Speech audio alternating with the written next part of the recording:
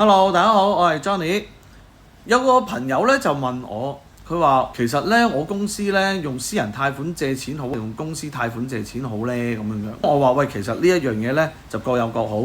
佢又話你又講廢話啦咁啊！我話你聽埋先啦。嗱，如果你間公司嘅生意唔係好大嘅，即係講緊可能係幾百萬咁樣啦，就麻煩你走去借私人貸款為主啦，應該咁講。點解咧？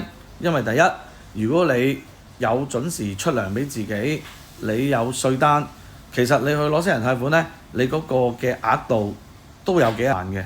最緊要係咩？利息低，咁梗係攞私人貸款，然之後借翻落俾公司度做呢個公司營運，咁你咪最低嘅成本咯。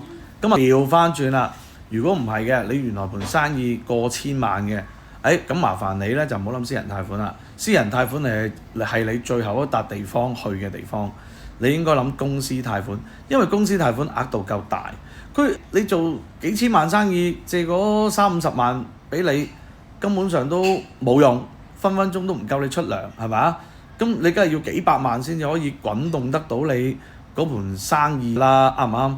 咁所以借私人貸款定公司貸款，最緊要釐清楚就係話你個生意額大定細，點樣借，利息係幾多，先至有着數。呢啲數你哋做之前就一定要計清楚啦。